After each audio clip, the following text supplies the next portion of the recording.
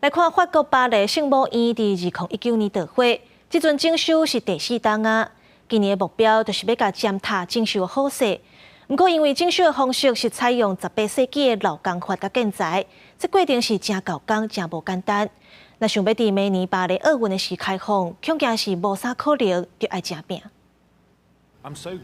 用茶器的建筑物慢慢成型，这个80栋的长步跳是要做做尖塔的底座。伫巴黎东部300公里外的郊区，几落10个工作人员正伫咧模型。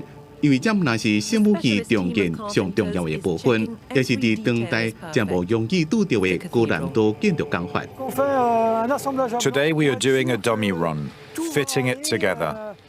So if there are little things to sort out, we'll correct them, so we can be sure it will all work on site. It's very demanding. These are very heavy pieces, with huge dimensions, and all carved just so. It's very complicated to fit together. 2019年4月15日暗时7点左右，法国巴黎圣母院大火。虽然全力抢救，这座起伫咧12世纪的哥德式大教堂依然损害严重。迄当阵总统下令5年内重建，今年已经是工程的第4年。其中上有标志性的尖塔，目标是伫今年进行拆起嚟。Vous en êtes d'où, Axel Bah là, on assemble ça. Ouais. Et après, vous l'assemblez. Et puis après, il y aura le perçage à faire que les gars font. D'accord, ça marche. C'est un 为了要恢复到上原始的样貌，尖塔重建坚持使用18世纪中期修建时阵同款材料、同款建筑工法，完工了一块吊起哩30公尺悬，袂用有定打着。 We have to rebuild the framework exactly as it was, so we're working a lot from archives, looking to get every detail right.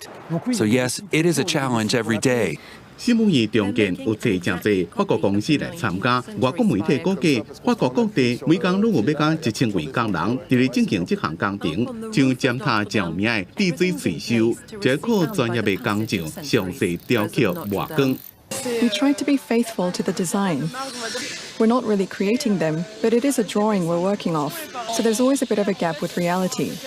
之前巴黎圣母院每年差不多有1200万游客。